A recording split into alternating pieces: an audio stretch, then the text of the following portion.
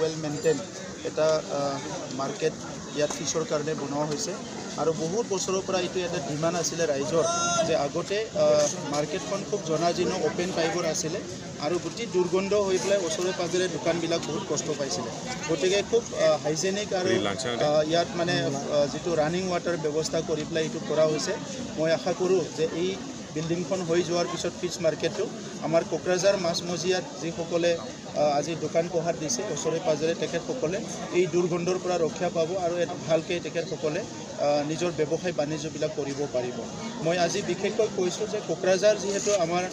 বড়োলেণ্ডৰ ভিতৰত main টাউনখন main চিটিখন কোকৰাঝাৰে হয় চ' কোকৰাঝাৰত আমি লাহে লাহেকৈ বিভিন্ন অনুষ্ঠান প্ৰতিষ্ঠান ইয়াতে লাহে লাহেকৈ ইয়াতে স্থাপন কৰা আৰম্ভ কৰিছোঁ আপোনালোকে দেখিছে যে কোকৰাঝাৰত যোৱা 4টা বছৰত ডুৰান কাপ হৈ গ'ল এইবাৰ ডুৰান কাপ পুনৰ হ'বলৈ গৈ আছে ইয়াৰ লগতে নলেজ ফেষ্টিভেল হৈ গ'ল বিভিন্ন লিড ফেষ্টিভেলৰ আদি কৰি ডাঙৰ ডাঙৰ প্ৰগ্ৰামবিলাক হৈ আছে আৰু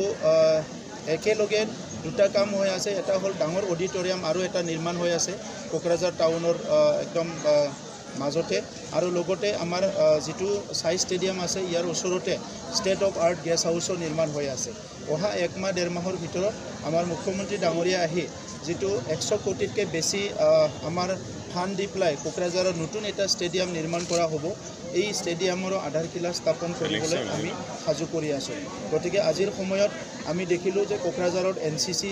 আমাৰ যিটো লোৱাৰ আসামত ধুবুৰীৰ পৰা চলাইছিলে এতিয়া কোকৰাঝাৰত আমাৰ ইউনিটটো আহি গ'ল বড়োলেণ্ডৰ কাৰণে ইয়াত আমি হাই পাৰফৰ্মেঞ্চ চেণ্টাৰ স্পৰ্টছৰ কাৰণে যিটো অভিনৱ বিন্দ্ৰা ডাঙৰীয়াৰ পৰা আমাৰ মুখ্যমন্ত্ৰী ডাঙৰীয়াই কৈ পেলাই সেইটোও স্থাপন কৰা হৈ গ'ল বিভিন্ন অনুষ্ঠান প্ৰতিষ্ঠান আহি গৈছে ড্ৰেইন চাফাৰ কাম চলি আছে মাষ্টাৰ প্লেনৰ কাম হৈ গৈছে তেনেকুৱা বিভিন্ন কামবিলাক কোকৰাঝাৰ টাউনত যোৱা 4টা বছৰত হৈছে আৰু এটা দুটা বছৰত যিমান গলি আছে যিমান ইয়াতে বাইলেন আছে ইয়াৰ ৰাস্তাখিনিও সম্পূৰ্ণভাৱে নিৰ্মাণ কৰাৰ কাৰণে আমি কামখিনি আগবঢ়াইছোঁ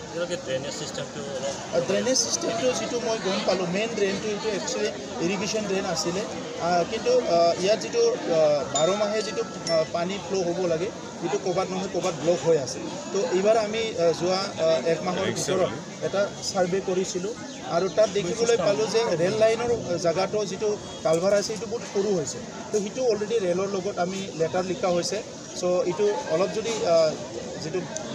ৰেল ট্ৰেকটো পাছ কৰাৰ কাৰণে যদি যিটো আমাৰ কালভাৰ আছে সেইটো ডাঙৰ যদি হৈ যায় আৰু লগতে আউটলেটটো বাহিৰৰ পৰা ওলোৱাৰ কাৰণে ইতিমধ্যে ছাৰ্ভে হৈ গৈছে চ' এই গোটেই কামখিনি হৈ গ'লে মেক্সিমাম উইদিন 1 ইয়াৰ কোকৰাঝাৰৰ যিটো ক্লাছ ৱাটাৰৰ যিটো প্ৰব্লেম বা যিটো মানে বানপানী অলপ হয় এইটো মানে সম্পূৰ্ণভাৱে মেইন ড্ৰেইনটো যিটো আছে মানে তেজপুৰৰ পৰা প্ৰায় 9% সবে মানে ওপৰত কংক্ৰিটৰ স্লেব দি কিনে দোকান মানে চাফা কৰাৰ অসুবিধা হৈছে